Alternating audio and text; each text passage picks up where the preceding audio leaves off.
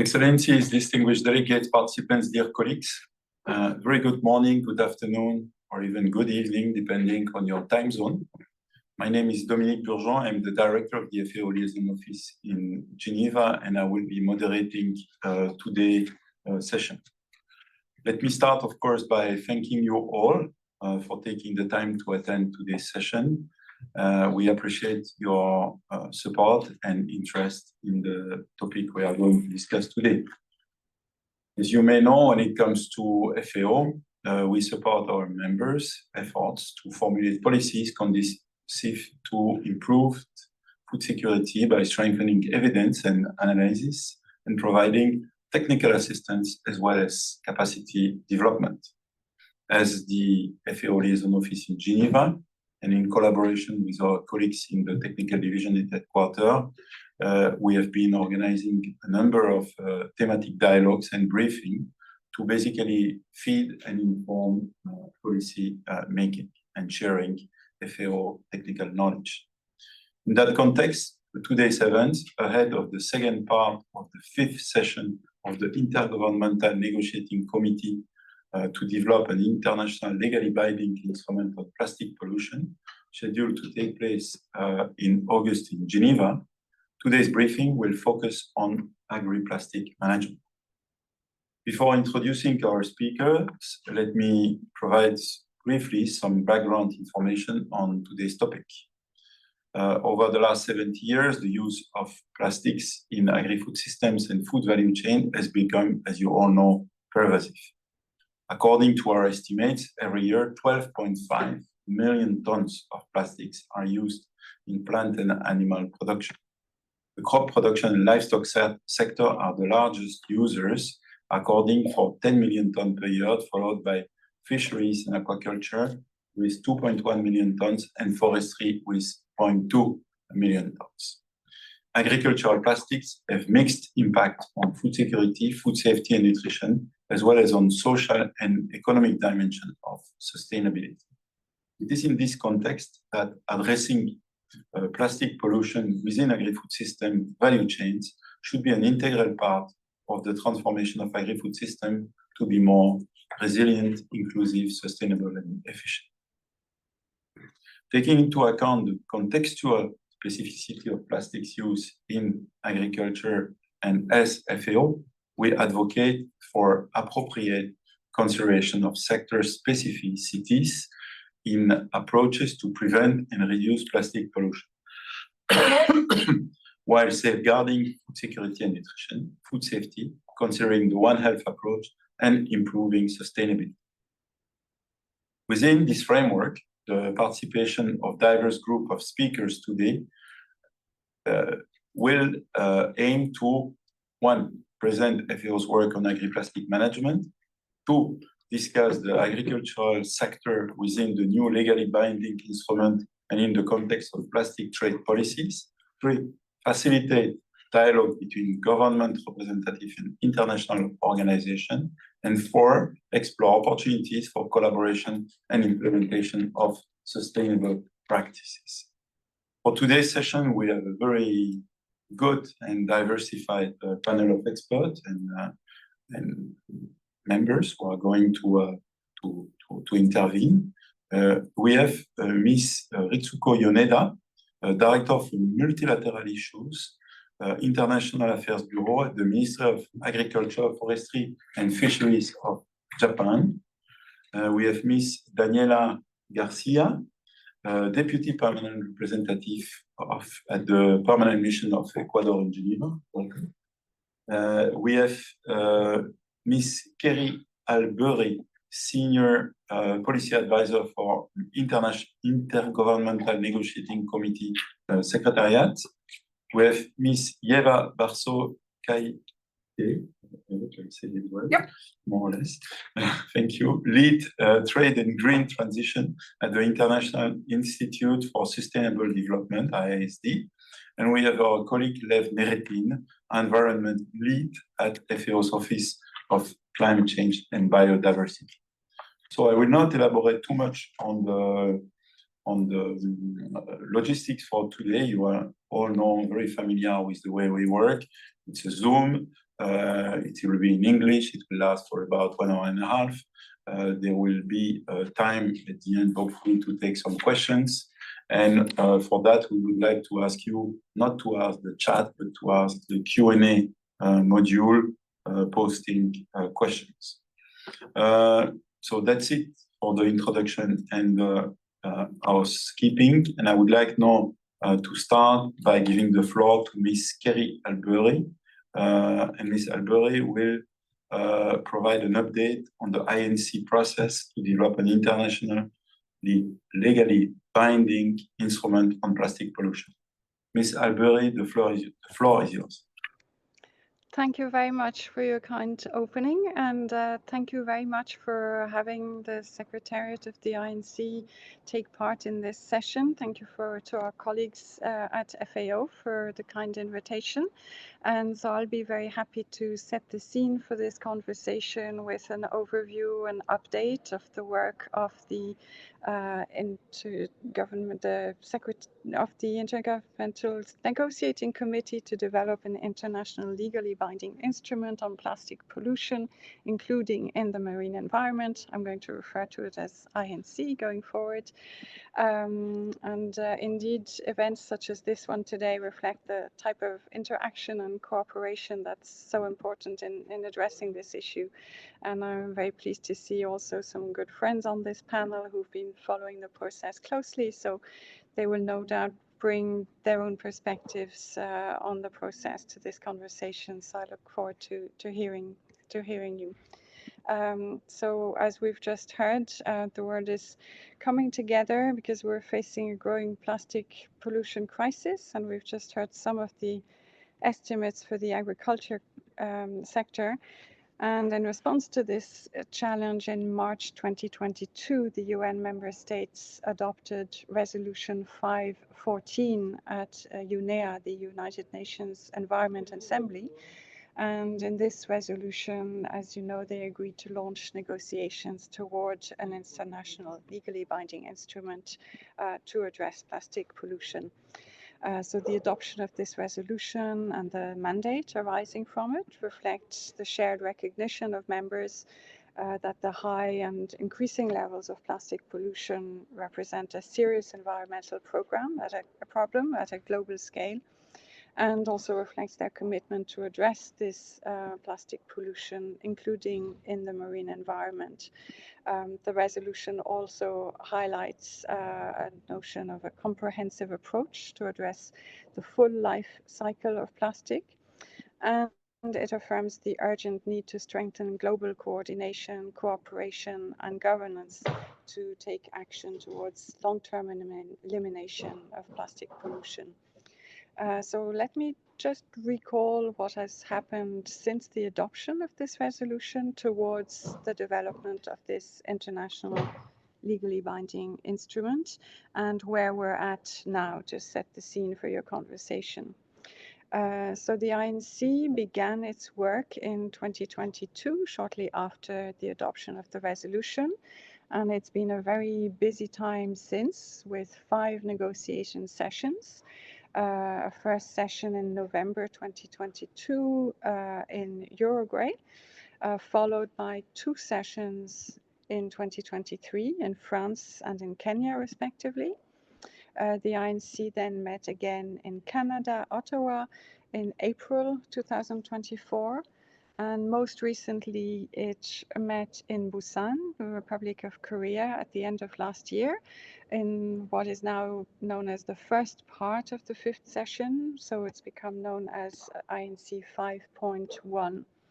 And at the end of that meeting, the committee adjourned the session and agreed to resume for a second part, or INC 5.2, this year. And as has just been mentioned, that resumed 5th session is set to take place just a few weeks from now, from 5th to 14th of August in Geneva, under the leadership of the chair of the committee, Ambassador Luis Valdivieso of Ecuador. And before adjourning, the committee also agreed that the chair's text, released on the 1st of December, on the last day of INC 5.1, by Ambassador Valdivieso will serve as starting point for the negotiations at the resumed session. So this is a 22-page document with 32 draft articles for the future instrument, and it provides a structure for shaping the future instrument and builds, of course, on all the work that took place over the previous sessions, with the understanding that as the negotiation continues, nothing is agreed until everything is agreed. So, of course, multilateral negotiations are always complex and not every issue is fully resolved yet. But the work that's been conducted over the successive sessions so far has allowed delegations to develop significant common ground on many issues. And it's also recognized that some areas still require substantial work, and this is what will be expected in a few weeks in Geneva. So we're now less than 2 months away from that meeting. And until then, members of the committee have the opportunity to engage with each other ahead of the session to work on bridging their outstanding differences. And I would mention that in the lead up to the resumed session, the chair of the INC, Ambassador Valdivieso, is also convening an informal heads of delegation meeting for members of the committee. This will take place at the end of this month in Nairobi. So this will be an important opportunity for members to exchange ahead of the resumed session under the chair's leadership. And in this period, the INC Secretariat is also facilitating opportunities for the members to consult informally among themselves through regional consultations. So there are a number of regional consultations ongoing across the UN regions. 2 of these have already taken place for the group of Latin American and Caribbean states, and also for the group of Asian Pacific states who recently met in Panama and in Bangkok, respectively. And the African group and Eastern European states will also be holding consultations soon. I would also note that the executive director of UNEP recently hosted a well-attended ministerial event for members of the committee. This took place on the sidelines of the Third Ocean Conference in Nice. And a similar high-level event had also been held in the margins of the recent BRS COPs. So all of these intersessional activities are important to support countries in their preparation and also to allow them to advance in formal discussions ahead of the formal negotiation. Of course, this is a member-led process, but as always, the contributions of observer organizations are invaluable and precious to enrich the conversations. No single government or organization will be ending plastic pollution alone. It's well understood that this will require an inclusive approach, engaging all stakeholders. So conversations such as the one you are hosting today are a very important contribution to the entire effort. And thank you very much for the opportunity to participate in your event. I look forward to the discussion, and of course I'm available for any questions you might have on the process. Thank you very much. Thank you so much indeed, Ms. Albery, for your presentation, for this update on the INC process, the progress made so far, the common ground that has been identified, and yes, a number of issues that will require more work, but also for highlighting the extensive consultation process that is ongoing, intersessional, including the work that has been done in the margin of UNOC in Nice and in the context of the BRS that was held about 2 months ago here in Geneva. So thank you very much, and of course we wish you all the best in the coming session. Now I would like to give the floor to Ms. Ritsuko Yoneda, First of all, thank you very much for being with us, because I realize it might be quite late already where you are. Thank you for taking the time. We highly appreciate that. And we would be very pleased if you could share with us Japan's perspective on the importance of global action to combat plastic pollution in agriculture. So thank you very much again, Ms. Yoneda. Thank you, FAO Secretariat, and it's no problem attending in at 10 o'clock in the evening, because this is my pleasure to attending to such an important event. And we are facing, as the INC Secretariat said, we are now facing a very critical moment just before the resuming session of the next negotiation round on INC 5.2. And on behalf of the entire government of Japan, I really thank FAO again and the Secretariat for the FAO hosting the event and having me today. And today I would like to share some perspectives from agriculture perspectives, because I'm from the Ministry of Agriculture in Japan, how we consider the plastic management in agriculture sector should be, and also the relevance of the INC negotiation coming and happening in the coming weeks. So next slide, please. As many of you know, plastics are used in agriculture on farm in various ways and widely. For example, and I put in two examples on the picture. On the left side one is the greenhouse, and I understand the European countries, and you don't see any plastics used greenhouse, and many of those are covered by glass. But in Japan, we have a seasonal storms, and we call it typhoon. It's like just a hurricane, hits every fall all over the Japan. So we use plastics and rather than in glass. And also the melting film in the left hand side on the on farm and the crop field.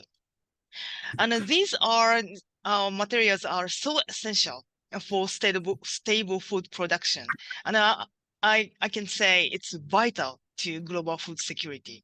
But thinking about how we recycle, how we manage these plastic waste, it's a really challenging issue, and pretty much challenging, because sometimes matting films on farm get mud. And so in that case, we're not able to manage those the same way as we do in the textile sectors. So we have to develop some own suitable best fit managing way suitable for the agriculture field. That's in the basics of my of the agriculture sector's concern. And then also practical and effective measures are really critical for sustainable agriculture plastics management. And this is really important. I would like to emphasize that we should take into account economic or technical feasibility. If we dismiss this economic and technical feasibility, we will not able to get any success. Next slide, please. Actually, Japanese farmers very much aware of the business as usual is not going to work anymore. And I mean, and using plastics as we did, for example, 20 or 30 years ago. So farmers trying to manage plastic waste so effectively, and their effort was so amazing. And in Japan, and then every year we produce 8 million tons of plastic waste.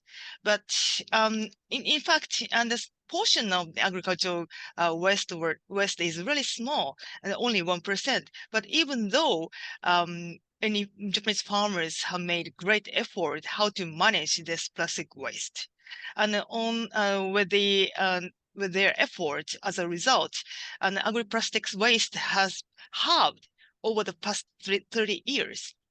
And its recycling rate has increased to nearly 80%. I really think and proud of those figures. It's really a great success Japanese farmers have made. Next slide, please. But just a single farmers can do a little thing. We need a kind of scheme or a system where each farmers work within. So we need we created and we have many supporting schemes, supporting systems provided by the local government or research institute.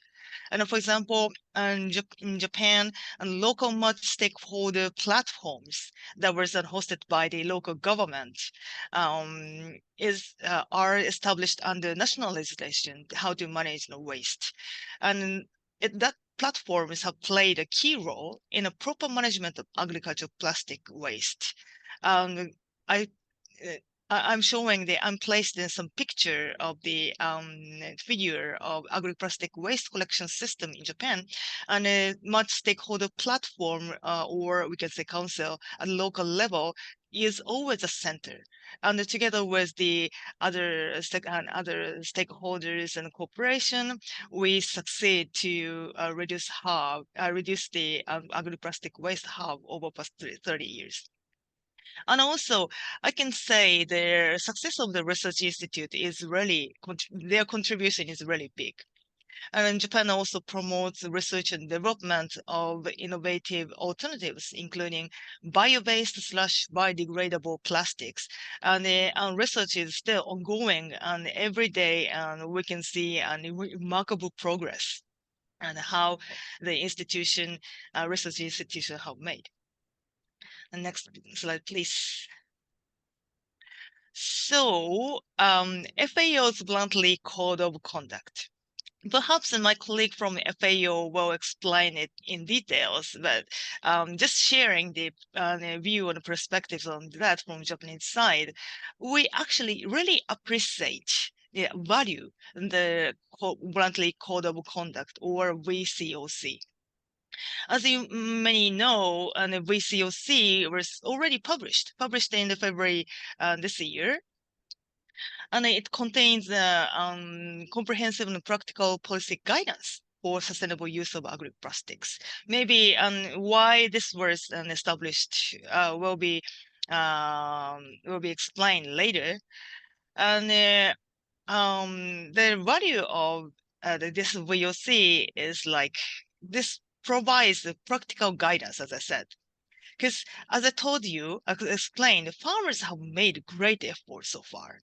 But here comes a question. Is that the right or proper way to manage waste? And this VCOC really answered this. And a good reference for the agricultural plastics management, showing some concrete examples. And it was already decided last year and the 29th session of the Committee of Agriculture in Rome. And Japan is now using the VCOC to improve the agri-plastics management policy. And we encourage every participant and every country to do so. And then next slide, please. Oh, next slide, please.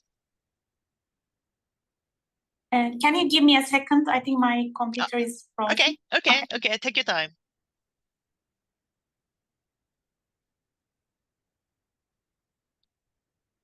Oh, he's trying to fix the PowerPoint issue. Yeah, great. There is a question. Okay. There is a question or in the Q&A for you, which is a question from Shane Ederson, who is asking who is paying for recycling program in Japan.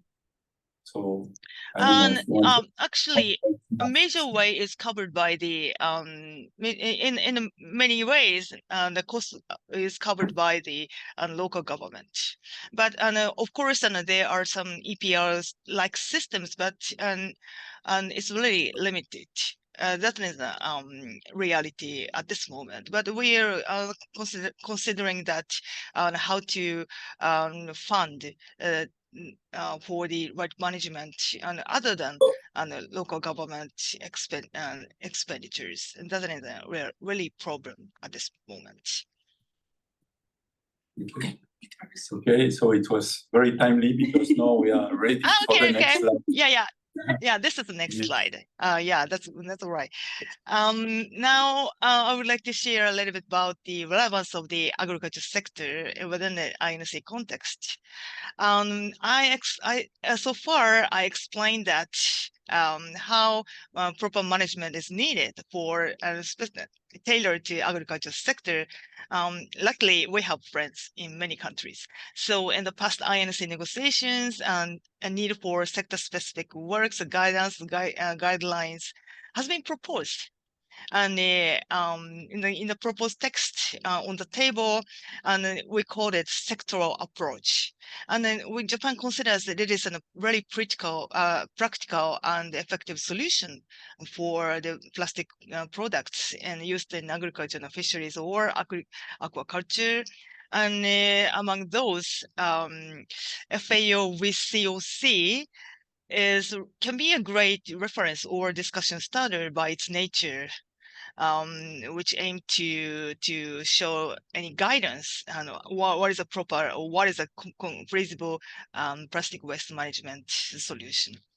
So really, really consider that, hope that many countries use this and with COC and in the negotiated in the INC text sectoral approach, the word sectoral approach can be seen in the negotiated text, and we are moving toward to the proper management of the plastics.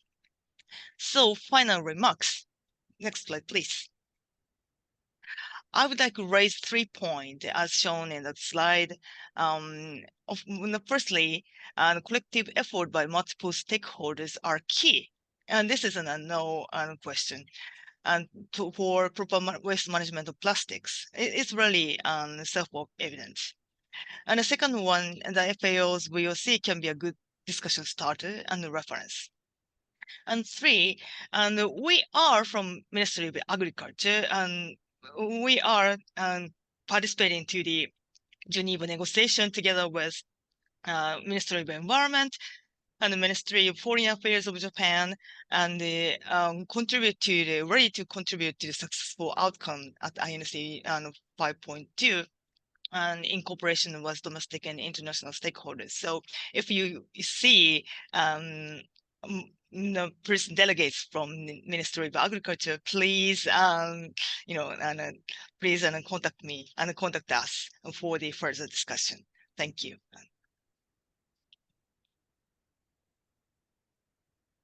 Miss Yoneda, and congratulations on your level of energy at 10 p.m.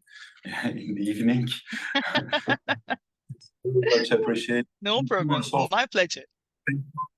Thank you indeed for sharing your perspective on the experience of Japan in the management of plastic. And I think one of the key points for me was the emphasis you put on the importance of balancing indeed the effective management and this going towards sustainability versus the economic dimension. I think it was very important for briefing on the progress that had already been made so far, placing multi-stakeholder platforms at the center.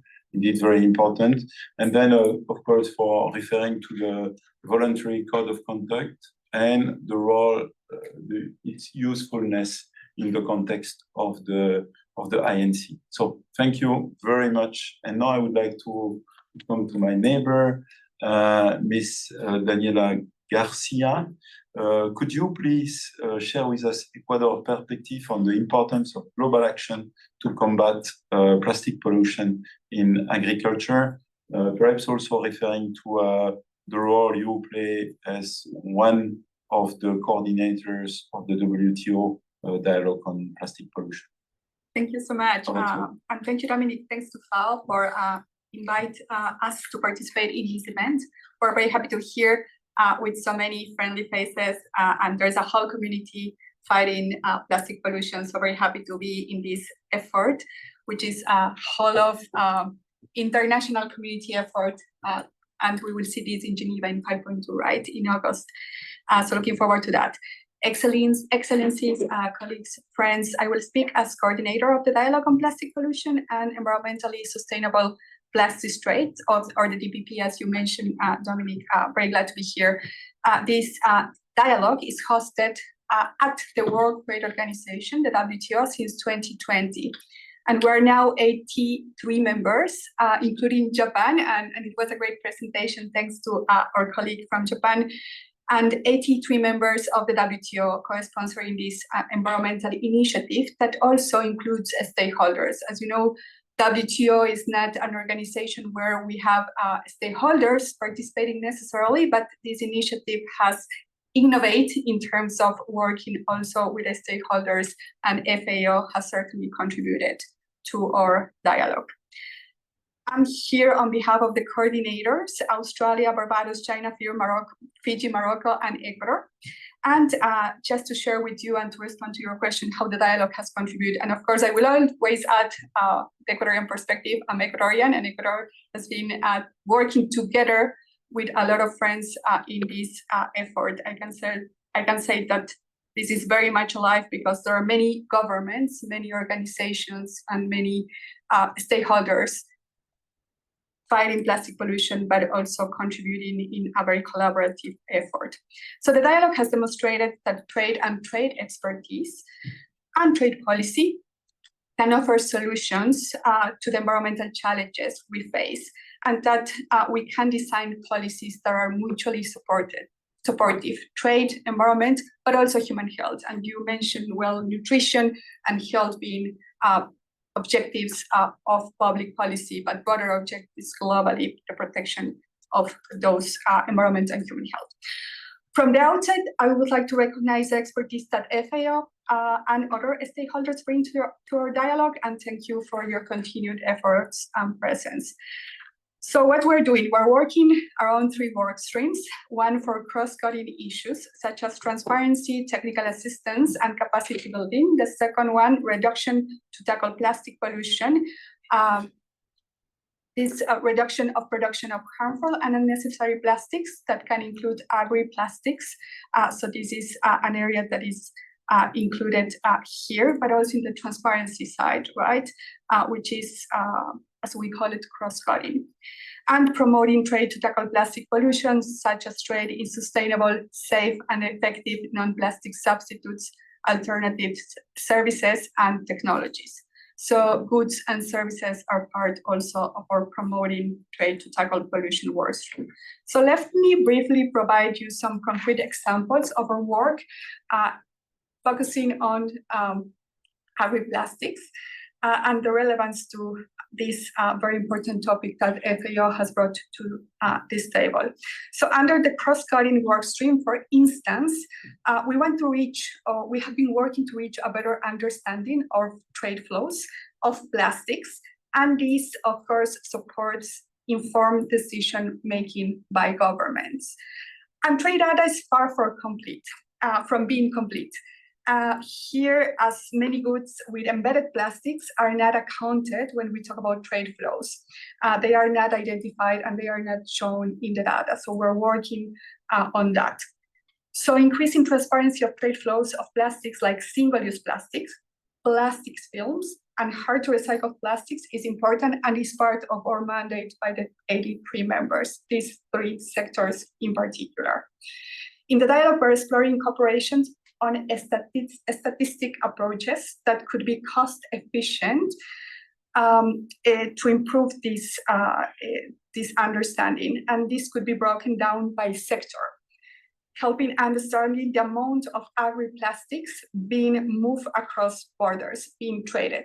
Trade is a way, through trade, we can also track how many agri-plastics are being around the world, and that's a very important side of trade.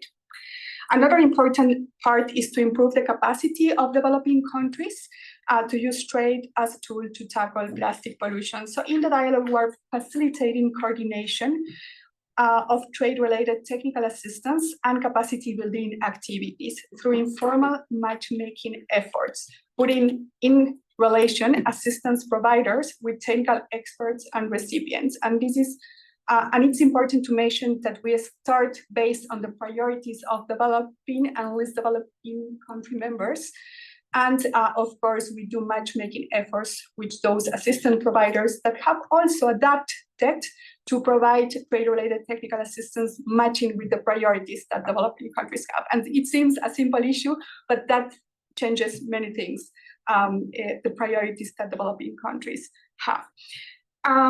So that's one thing, and we have been successful with many projects so far, including with the World Bank and the GIZ. Mozambique, Morocco, and others are an example. Reduction Workstream members have increasingly taken trade-related measures to address plastic pollution. In the dialogue, we looked into such measures, which include trade regulations, standards, specifications, bans, prohibitions, import and export licenses, internal taxes, or EPR schemes. All of them are trade policy tools. All of them are trade-related measures. By 2023, the survey we conducted with the members showed that 85 members had adopted 223 measures. And looking a bit deeper at those measures, agricultural materials, for example, rubber hoses, mulch films, and fishing nets are in our statistics and our information, as well as food packaging are those that are most related to the agri-food value chain. So we have received data from members directly into this regard.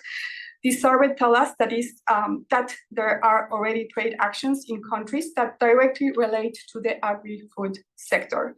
And it should not be surprising given the recent widespread of plastics usages in the sector and expected increase. For example, FAO found that between 2019 and 2030, the global demand for greenhouse mulching and silage films is projected to increase by 50%. How to Advance co-sponsors noted in the dialogue the opportunity for greater alignment and interoperability of regulatory approaches, and opportunity for enhanced cooperation, including regionally between different trade measures, starting with single-use plastics, for instance.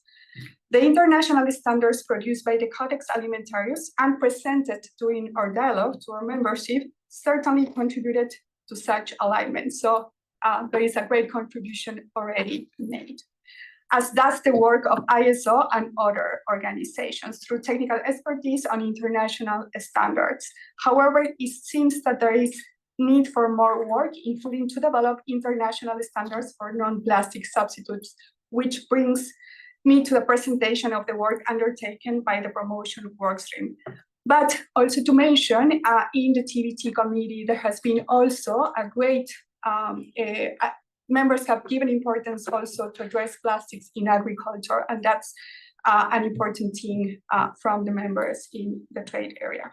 So the last, the promotion work stream regarding safe, effective, sustainable, non-plastic substitutes and alternatives, as it is in our ministerial statement, we discuss in the dialogue challenges and opportunities regarding their trade. Many of the solutions discussed have been directly linked to the agricultural sector, such as byproducts and waste material, or could be relevant to it, like biodegradable alternatives. Some mentioned, for example, by Japan, algae-based mulch films or bamboo structures.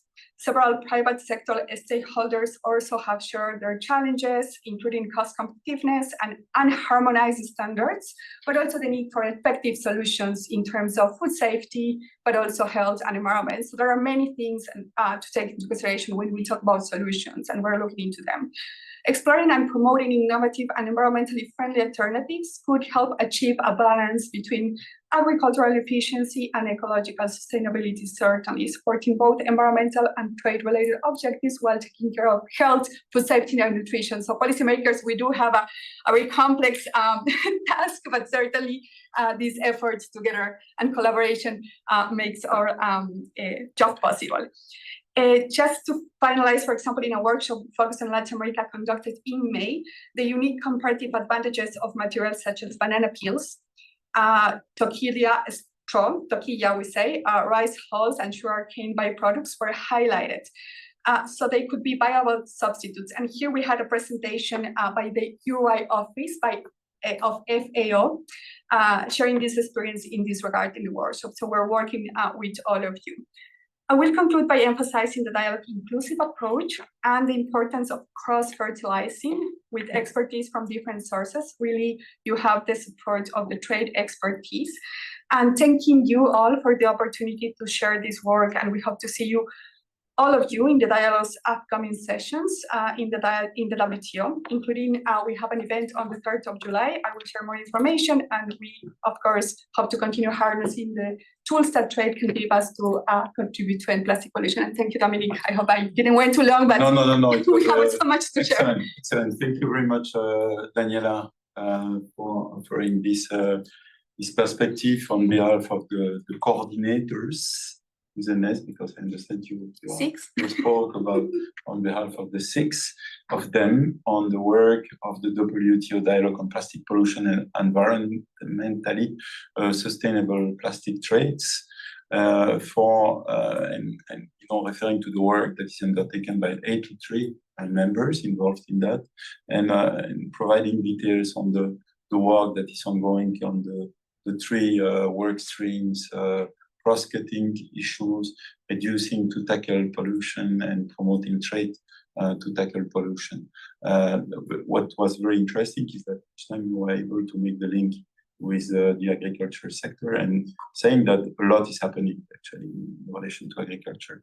And this is very good because this is what we want to focus on in today's discussion. So thank you very much for that.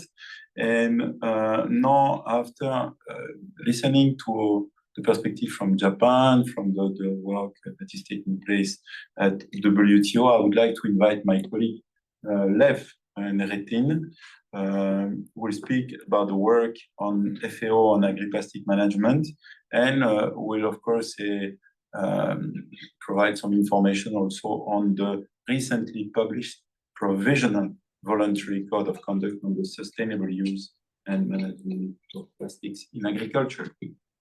Not school, but Lev, over to you. Dominic, thank you so much, and really thank you to our colleagues in FAO office in Geneva, to wonderful panelists, and also to all participants. I think we have almost 90 participants online. Thank you for your interest and active participation in the session. I think my first slide, previous speakers already mentioned a lot of specifics that I want to present here. Some of you who are following our work will notice that we, for the first time, updated our annual figure for the overall use of plastics in agriculture. And as already mentioned, there are various types of plastic products, from mulching films to greenhouse gas films, irrigation tubing, and so on and so forth.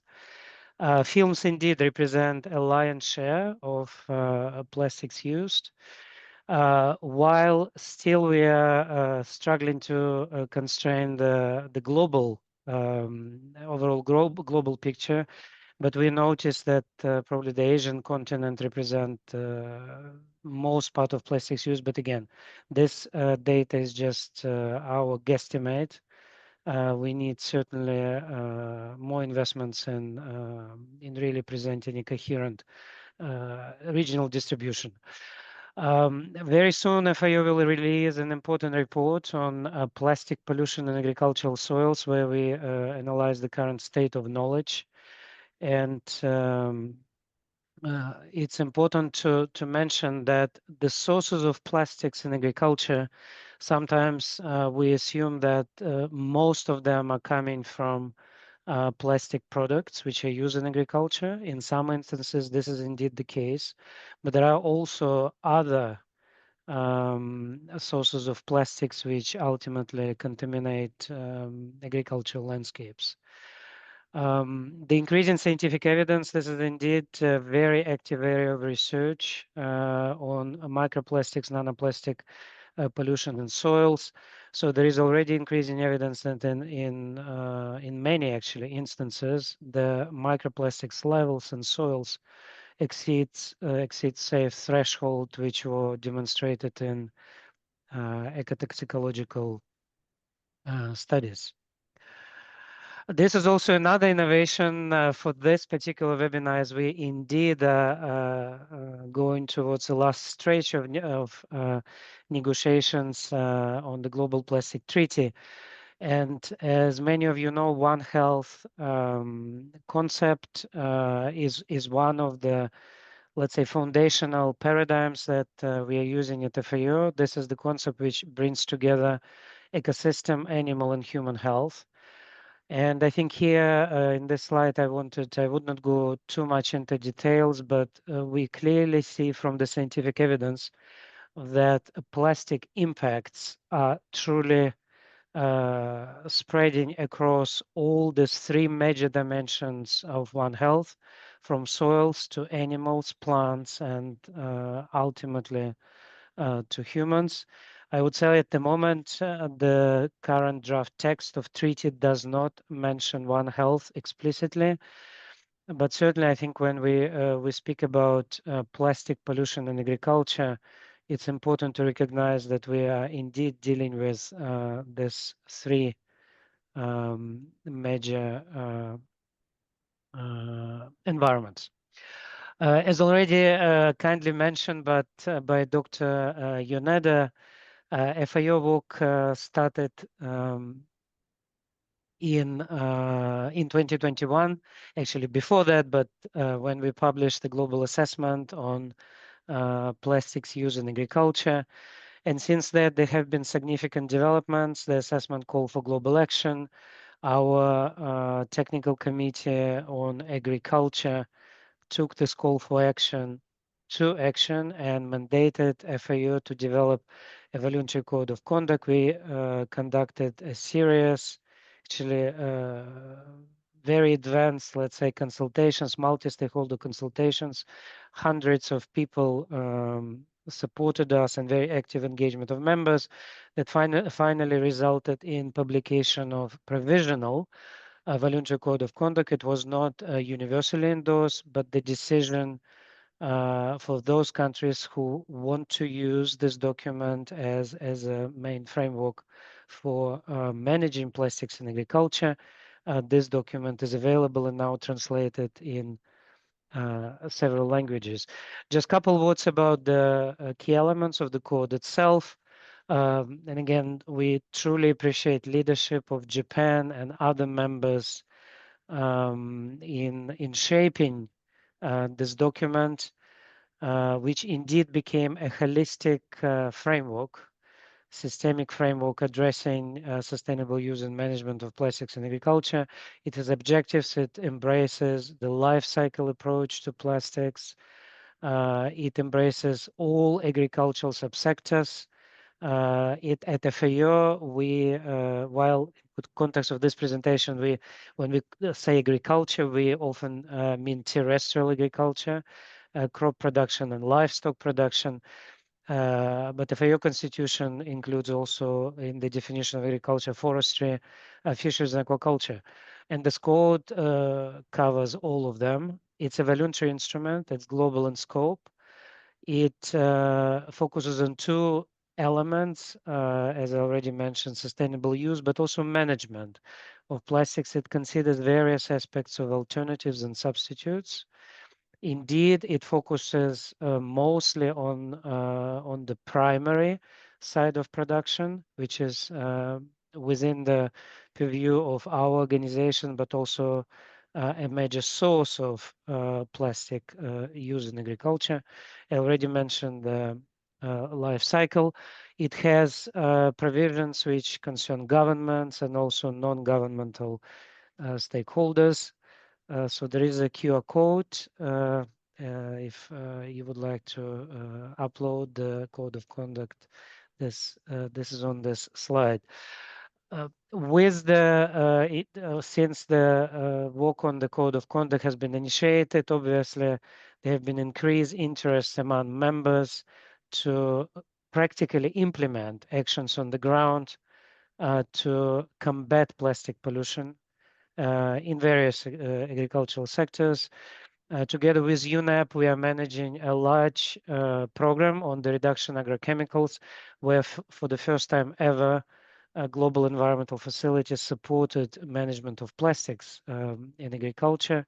The project is running in Kenya and Uruguay, and will be using voluntary code of conduct as the major framework, but also supporting countries to have a holistic approach to this program. We are also currently working on a couple other GEF programs, for example, in Pakistan and also in supply chains, and recently in Vanuatu, dealing with the tourist sector. Obviously, there is a longer history than FAO work on soil plastic pollution and livestock plastic pollution associated with the livestock sector. So it's a much longer set of activities and normative work of the organization, particularly addressing so-called abandoned, lost, and discarded fishing gear. There are a whole range of guidelines. We have a voluntary guidelines on marking fishing gear, for example, and these issues also are quite prominent in the draft of text of the treaty. We are running GLO-LITER partnerships together with the international maritime organizations and currently supporting over 30 countries to deal with the issues of marine litter and microplastics. I know I'm trying to run fast, but just wanted to give you more holistic perspective what organization is currently doing beyond, obviously, this normative work provided by voluntary code of conduct. Significant work is happening within our global soil partnership, supported by the International Network on Soil Pollution and the Intergovernmental Technical Panel on Soils. Experts supported by FAO are looking at the identification of sources and understanding environmental fate and remediation of plastic pollution in soils. Our joint center with IAA in Vienna, currently working on the standardization of protocols for measuring microplastics in soils. Also, there is an increasing body of literature connecting plastic pollution in food and food commodities. This is the work which is done by our colleagues in Food Safety Division, and increasingly our major instrument, Codex Alimentarius, dealing with food safety, is currently looking at the issue of methods and analysis and sampling, standardization of sampling for microplastic contamination in food. So this work, similarly, as I mentioned, there is an acceleration in the scientific research, but in parallel, I hope I just convey to you the sentiment that similarly we are gearing and mobilizing essentially the whole house on the work on this important global problem. FAO has been an observer to Intergovernmental Negotiating Committee meetings since the beginning, since the first meeting. We have been advocating, and we were working for sure with members, understanding, as many speakers already mentioned, that plastics not only has significant trade-offs, but it has a lot of benefits for farmers. So therefore, this complexity and the issue of sustainability, which cuts across environmental, social, and economic, is particularly important, and all our submissions have been specifically targeting this importance of sustainable management of plastics in agriculture, taking into account this different perspectives.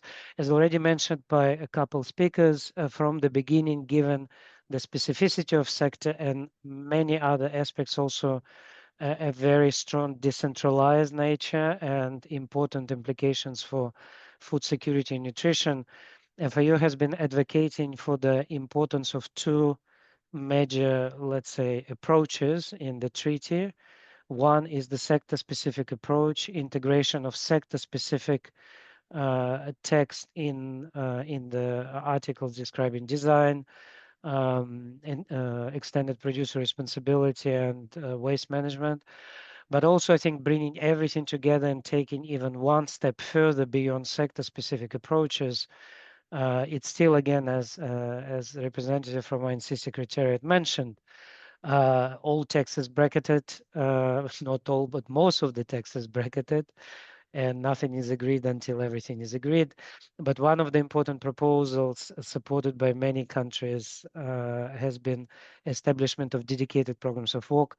And this was very dear to FAO because some of these proposals specifically mentioned agriculture, fisheries, and aquaculture. This is my last slide. I just wanted to reiterate that FAO is committed for an ambitious plastic treaty. So these 4 messages I just copied from the most recent statement signed by over 90 countries at the International Ocean Conference we just concluded last week in Nice. And certainly there are important implications for all of those priority actions for agriculture specifically. Just to conclude, and again, returning back to some extent what in support of message expressed by Dr. Yuneda, a UN resolution called from the beginning for the application of both legally binding and voluntary instruments in tackling plastic pollution. And our even still provisional voluntary code of conduct, we hope will be this backbone voluntary instrument to support further implementation of the treaty, which we hope will be signed, and ultimately bring agriculture together with all other sectors in the mainstream of fight against plastic pollution. Thank you very much. Well, thank you so much indeed, Lev, for such a comprehensive presentation, and which I believe demonstrate FAO corporate's commitment with so many divisions and offices engaged across the organization. Thank you for reminding us of the importance and relevance of the issue in agriculture, for referring to One Health, which you noted is not referred in the text, but you indeed emphasize the importance of One Health, and I saw my colleague taking good notes also, for referring also to the key elements of the provisional code of conduct and the way it could inform indeed the discussion, and then for listing so many partnerships that are ongoing in terms of moving, I would say, from policy to action, which is indeed very important with UNEP, JEF, IMO, Maritime Organization, IAEA, referring to the codex, etc. So thank you very much for that. And then for, I would say, finishing with these sort of recommendations that you have moving forward with the agreement in terms of sector-specific text in the agreement and dedicated program of works, which indeed are important. So thank you very much. Now, last but not least, speaker, I would give the floor to Eva from IISD.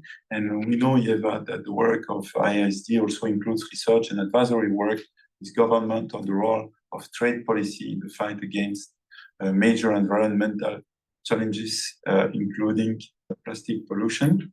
In that regard, could you please share with us your perspective and thoughts on the role of trade in shaping sustainable plastic management policies, including in the agriculture sector? Thanks a lot, Dominique, and thank you for the invitation to this excellent event. I think it could not be more timely. Just mere 5 weeks away from really the whole circus coming to town and trying to sort of this horrifying problem, right? We should not underestimate the scope, and I don't think that any of us are trying to underestimate the scope of the problem that the delegates will be dealing with. But let me start my presentation with one starting point at which we're using in our work, right? I am at IISD's trade policy team, And we are looking at trade as a force multiplier. That means that you can use trade to shape up the markets towards the direction where you want to go if you're using the international trade governance. You might expand the markets for a desirable thing. So if you have a desirable alternatives or substitutes of plastics, you will have this possibility to create the larger markets and make sure that the producers are motivated to produce more, produce cheaper, and that the world can actually pick up with those alternatives or substitutes, whichever you choose, right? There is another side of the capacity of trade or trade restrictions to limit and squeeze out the markets for the least desirable things. And that's again for the governments to decide on what is it exactly that they want to squeeze out of the markets.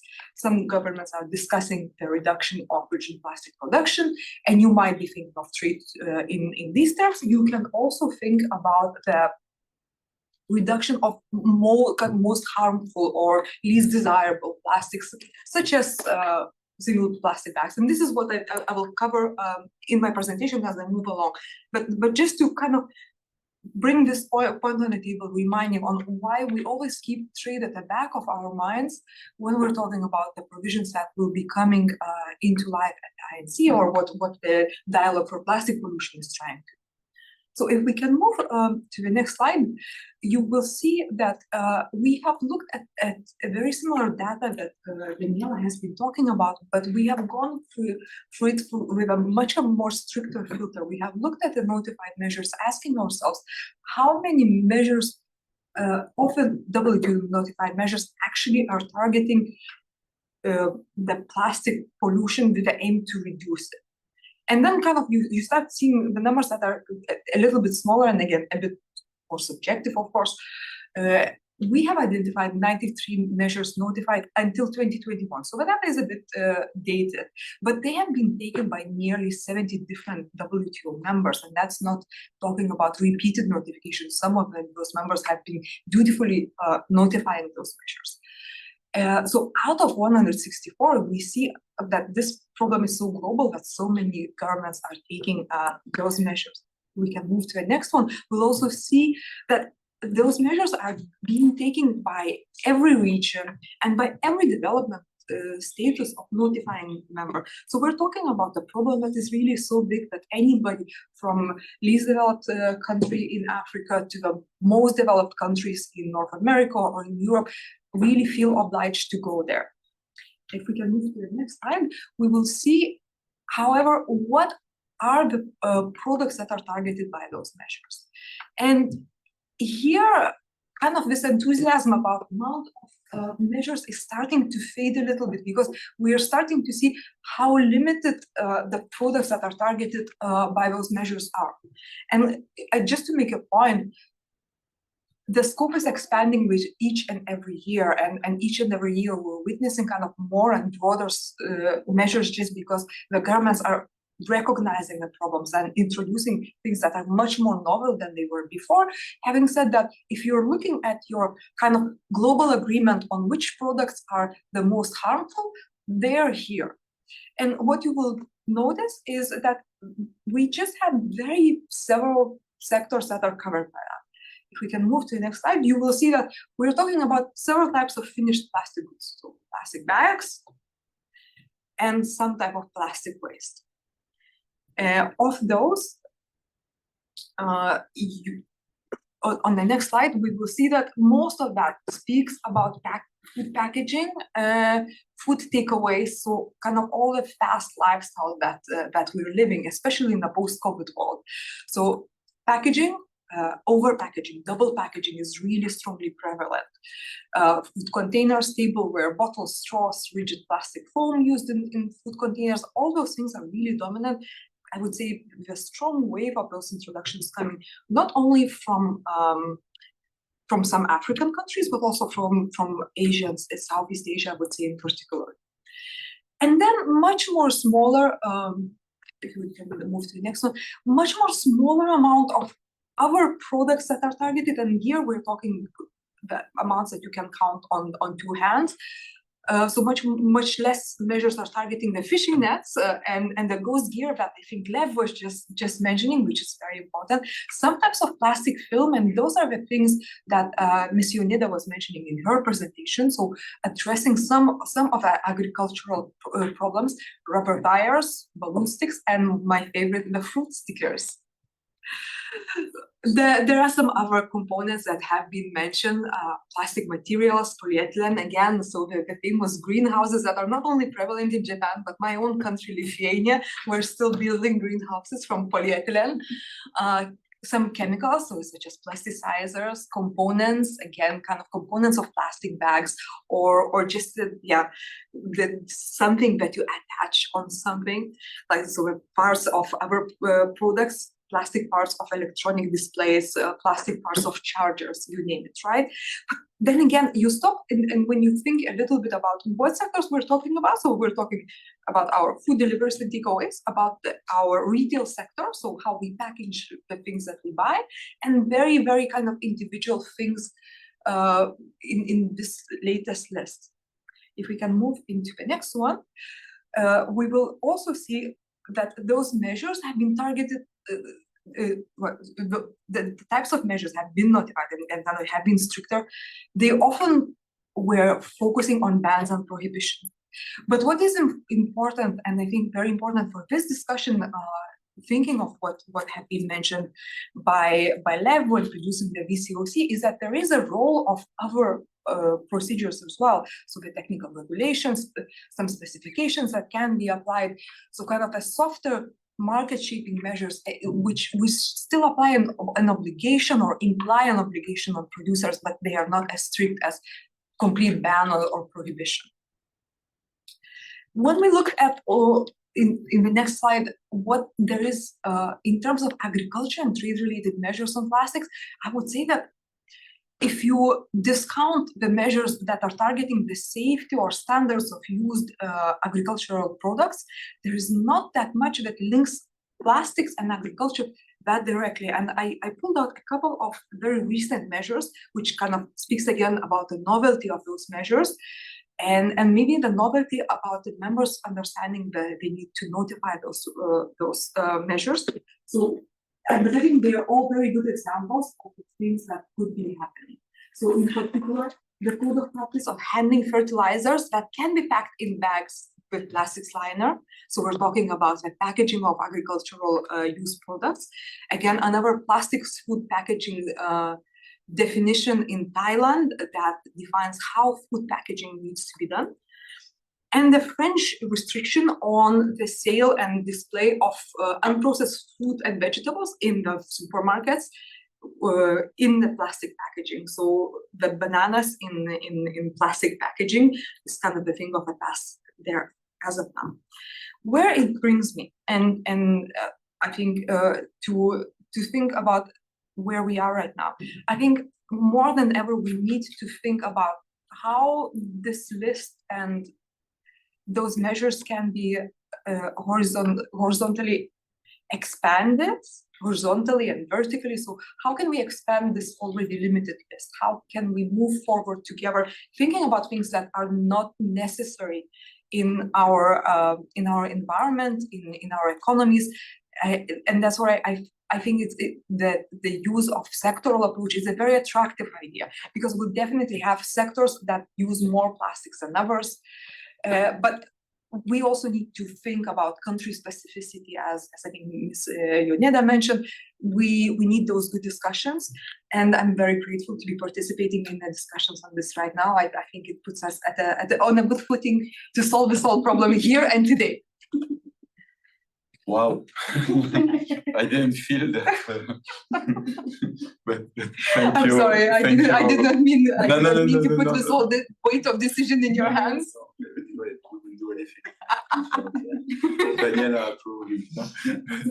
Well, thank you very much. And no, I lost my computer.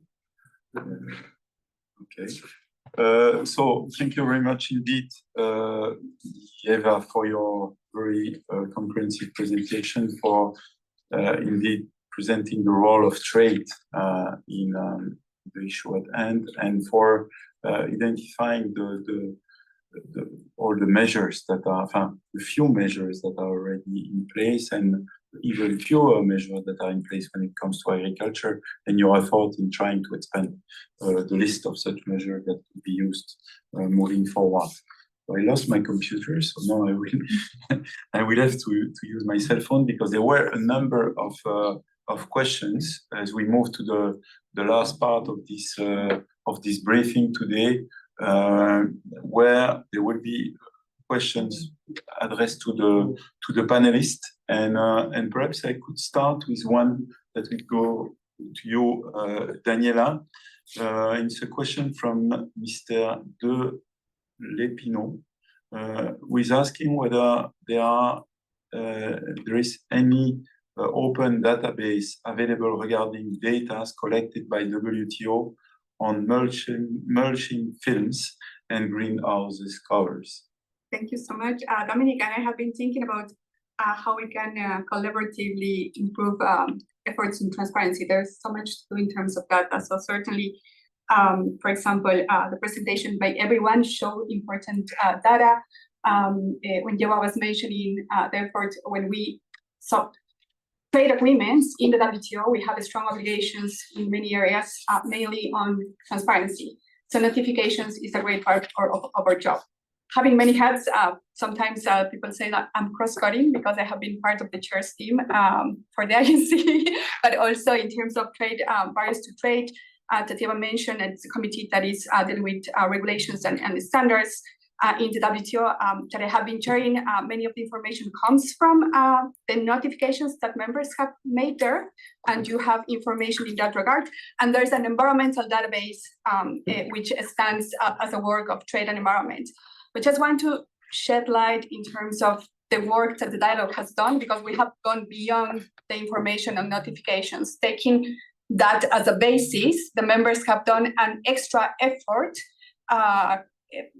agreed by their will to improve data in terms of the surveys that we have gathered. So to your questions, I'm sorry for taking too much, because there is a lot of information that we can do, but perhaps going to your point, perhaps we can do an effort together, FAO and the dialogue on plastic pollution, and we support the stakeholders like IASD in terms of going deep dive into agri-plastics, because if you go to the environmental database and you put agri-plastics, there might not be exactly all the information that we need. If we go to the EPIN, which gives us information on SPS and TBT, for example, there's a lot of information, but perhaps sectorial. We need to do an extra work in terms of the HSS system, how it's better identified. So it's really an effort that we can make for that specificity. But just to end, to finalize, the information that I provide today, like the effort we're updating, now we're further updating. We go on up until 2023, but it's really an extra effort going beyond the notifications that have been done of members to really go on details that are useful in terms of environment and plastic. So inviting you all to look at them and join the dialogue in terms of the data we have. Super, thank you very much, Daniela. And now I have a question, perhaps, no, for sure, to Dr. Yoneda. And it's about the agrochemical containers. It's a question from Marilyn Lamotti from INPEF in Brazil, asking how much plastic is generated from agrochemicals containers in Japan, and what's the approach in terms of their recycling. Over to you, Dr. Yoneda. Okay, thank you for the question. And it's really complicated and difficult question to answer, because in terms, if we say agricultural agrochemical container, it is two types of containers. One is about for wholesale, and also the container direct to retailer. In terms of the wholesale container, it's really a large one, and it's like an flexible container, and for the grains, they are really pretty much easy, and they are collected and washed and recycled many times. And but in terms of the container and directly to the retailer, not wholesale retailer to the consumer. This is just this is covered by the category of food packaging. So, and unfortunately, I don't have any concrete number how such an container for direct to the consumer, but we are really proud of the number I told you. And as for the container for wholesale, I can say perhaps I guess 80 or 70% of the wholesale container will be collected and washed and recycled and reused actually. Okay, thank you very much, Ms. Eda. And now I have a question, perhaps to my colleague Lev, on how have farmers become so successful in the recycling of agri-plastics? Are the cooperative or farmer organization responsible for leading such operations? And then I have another one for you, but I want to perhaps also highlight it to you, Yeva, which is one on the ongoing negotiation, essentially, which is reading is from Amy Youngman. We're saying program of work for a sectoral approach are suggested in Article 8 and 9. But really, it should be a cross-cutting approach that does cover the whole life cycle of plastic. From a textual perspective, would you agree it is important to have this program cover all the control measures, not just those downstreams? And if so, the text should probably be placed in another article. So you may want to reflect on that one while Lev takes the question and perhaps say a few words on that one as well. Over to you, Lev. Yeah, Dominic, thank you. So I think it partially maybe also the question to Dr. Yoneda. Indeed, I think it's a very high number of the 80% recycling rate in Japan, and we do know that waste management does work in Japan. So unfortunately, it's not the case in many other countries. But notwithstanding, indeed, it's a very important question closely connected to the extended producer responsibility. Unfortunately, unlike for sure for let's say food packaging and as I mean you're in Geneva, the plastic bottles recycling and deposit and collection schemes. For agricultural plastics, there are not many examples.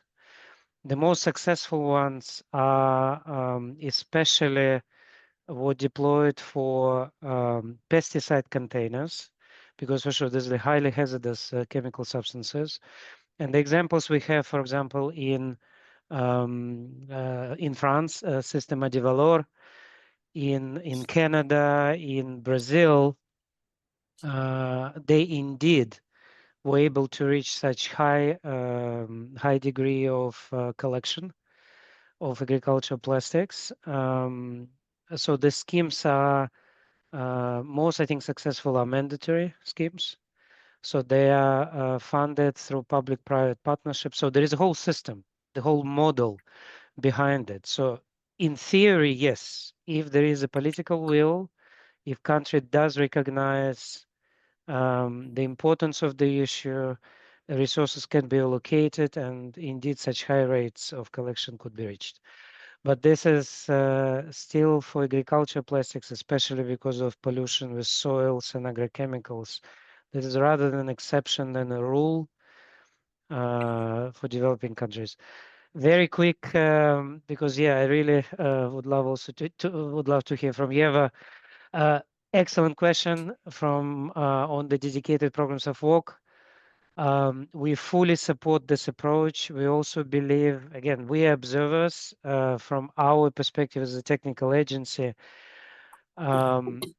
This mechanism should receive a proper place in the treaty because it's very important.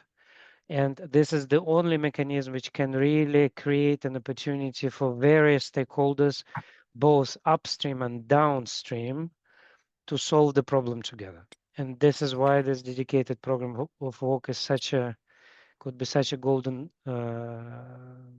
solution, especially for our sector, if members will finally agree on that.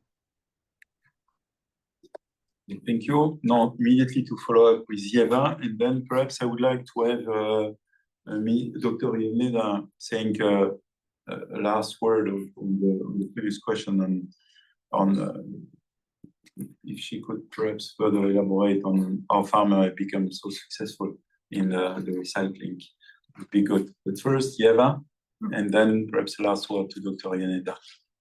I'll try to not fall into the trap of commenting on specific articles or supposing specific solutions to people who are actually working on that day and night. So I think that there are different ways to come to the same result, which basically a lot of people have formulated as an attempt to tackle the plastic pollution problem at all of its life cycles. I think we probably all understand that every sector begins as the same thing upstream, because eventually, you know, it's a fossil fuel that eventually turns into a plastic pellet that kind of trickles down to different sectors. So there will be this split point at somewhere where we will need to detect where which sectors are using the most of that big plastic river, and how we can tackle those problems there. Probably individually, some of those plastics will be easier to recycle than others. I think Ms. Yoneda was also mentioning the problem with agricultural plastics recycling. So those might need targeted solutions, and I do think that we will need to think about that. So yes, at the same time, trying to capture different sectors and making sure that we actually tackle the problem going beyond the short list of measures that I have demonstrated on my slides is probably the objective that a lot of negotiators are working on. Okay, thank you very much. Before I go to Ms. Yoneda, I would like to ask the room here if you have any question. I don't see any, so Dr. Yoneda, if you want to say a few words, and what really made it so that what were the characteristics leading the farmer to really go in that direction in recycling? What were the factors of success in that could be, I think, informative for our participants? Oh, thank you. It's like an concluding remarks, maybe. From my perspective, and the reason why we have made such a success is based on the high rate of awareness among farmers and also stakeholders, and also we need we have a well-designed and well-targeted policies behind it. For example, and maybe many audiences will may have a question that why we had such a success, because we have an prohibition by law to burning the plastic waste in the open air. So considering that prohibition, and I would say it's a kind of well-designed policy, and it's less costly for farmers to entering into the recycling scheme or system. So, and I think the well-designed and targeted policy is critical for driving farmers to make such achievement toward the proper management of plastic waste in agriculture field. I think, and this is the key. Thank you. Thank you, and thank you also, of course, for referring to the importance of the policy environment. It's at the heart of what we are discussing today. I think just to say that I found it has been a super informative session with a great panelists. So huge thanks to you. A very timely conversation. Indeed, a couple of weeks ago from the second part of the fifth negotiation session of the the INC. Thank you also to the participants. There has been plenty very interesting questions which demonstrate the interest in the issue. This was an important session today, but we'll keep hearing from us. We will organize follow-up after the session and to keep you abreast of progress and of the involvement of FAO, which you have seen is really at corporate level across the organization where we are engaged, and this is only natural in view of the importance of the issue at hand. I'd like to thank you all. Thank you also the colleague from the Gen for being with us today and for participating in our events. So wish you all a good rest of the day and see you soon.